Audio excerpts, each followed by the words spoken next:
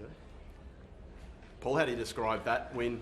What did you say to him at three-quarter time? Did you still feel like you had that in you? Yeah, I thought the body language was good, but you never know. I mean, when you come in, we're close enough. We talked about, a lot of stuff we've talked about is about our ball movement. We thought first quarter was really good. To their credit, they took it away in the second and third, and we probably just butchered the ball a fair bit. And then we just tried to reinforce the things we've worked a lot on, and obviously worked a lot better in the last quarter. But when you went around the contest, and I thought some of our significant players stepped up in the last quarter, and we had a really even contribution. Got back in the game quickly, which was really important. The first 5 minutes, then it gives you some belief that you can win. So getting back so quickly was really important. So no, look, it's a fantastic win. The players are obviously pretty excited, as is the club, because they're a quality team. And it was round one, but it's good to have an Easter Sunday eating Easter eggs with a win. Coach is special. I think you get a win. Everyone's happy, but you've got plenty to work on, obviously. By the second two quarters. Yeah, absolutely. I think when we play the way we want to play, I think we're a pretty hard team to play against, but we haven't got a big margin for error yet, obviously. And that's the thing that sort of stuck out today. First quarter, last quarter, really good balance of offence, good balance of defence. Second quarter, probably defence kept us in it, but we weren't able to sort of score. So I think today's probably a good, gives you a good idea of where we are at. We've improved a lot, but we've still got a fair way to go. If we want to be consistently playing good footy for 4 quarters. But look, a lot more positives than negatives. What was the message to Jesse Hogan at three-quarter time? Probably more at half-time, just to sort of stay in the game. I think we threw him in the midfield. I can't remember whose idea that was, and we'd done that once or twice before, and that got him going a bit. And it's credit to him that you can, not a lot of talls can sort of do that and do that really competently. We felt he had a really big impact in the third quarter. We went in the centre bounces and around the ball, and that just got him going, got his confidence going. But like all forwards, if there's 2 or 3 guys dropping back on you, it's really hard to mark the ball. When it was one-on-one contests, look, I thought Phil Davis did a terrific job, but obviously as from a defender's point of view, it's a lot harder when it's one-on-one. When you've got some help, your job becomes a bit easier. So it was a great battle, and both players played significant roles. Did you feel for Jesse at stages with the delivery into the forward line as well, as much as a great job Phil Davis was doing, it wasn't getting to him clean? Yeah, we talked a lot about that at half-time. We just felt we had a lot of, one thing we've been trying to work on obviously is getting more inside 50s than we have the last 2 years, and that was working really well. Even at half-time, I think we were plus 10 inside 50s. So, and that's going to be the balance. When you're trying to be a bit more offensive, sometimes you blaze away too often. Sometimes we probably felt late when we had the game under control. We kicked a few short ones that turned the ball over. So that's just the balance. That's the experience of trying to transition to a good offensive side. And when we got the one-on-ones, our forward line looked really dangerous. Did you think Clayton Oliver would belong at the level as he did first game? Yeah, look, his first half when he was fresh and fit, it just shows you the step up from where they come from. Like it's a long game, a game of AFL footy compared to a TAC Cup game. But look, his first half was really good, and even last quarter we had him coming on and off the ground because he was pretty tired. But I thought our mids did a terrific job in the last quarter. A credit to our preparation, our fitness guys. We made a conscious effort decision to play our guys 3 weeks in a row. I think we looked fit.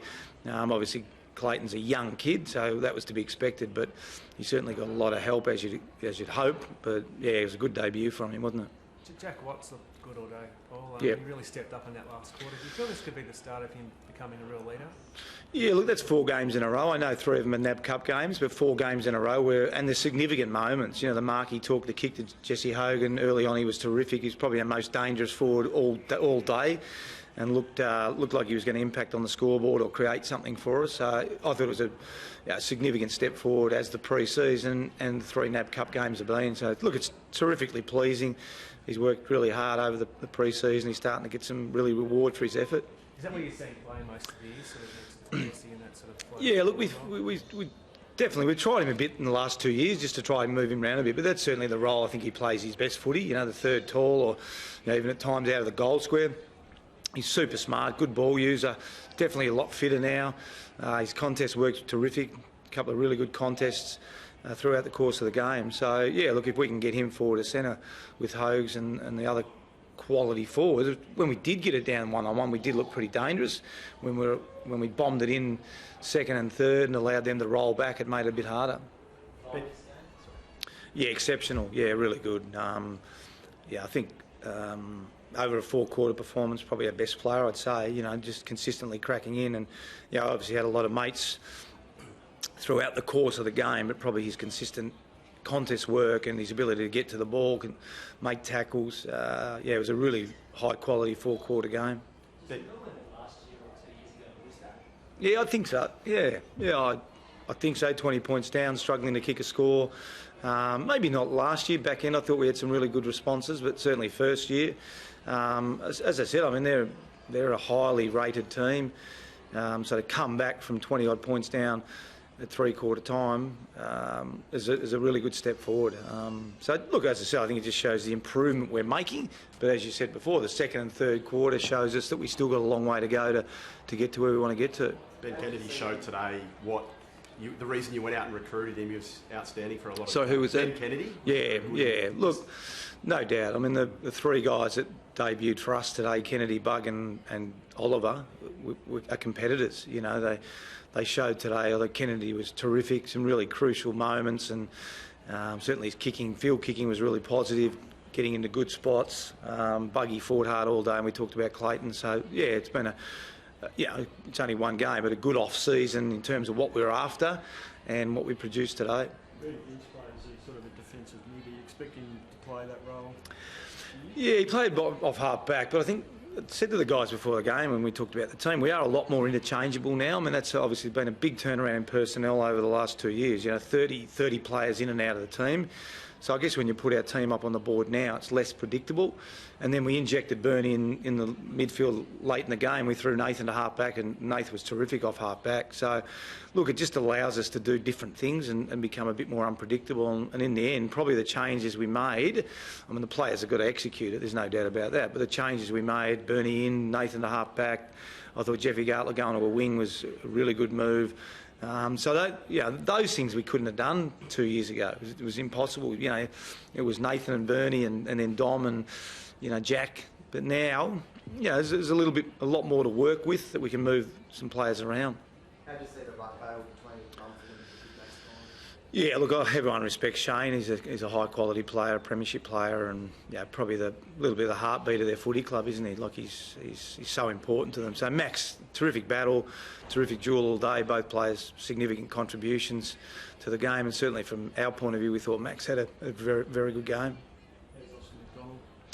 I just saw him in the rooms after. I think he's rolled his ankle. Is that right? Yeah. So he's on crutches, but I'm not too sure how bad it is. Yeah. Just on a separate issue, Paul. Drugs at the forefront of everyone talking about it at the moment. Are you a zero tolerance person? Where do you sit with that?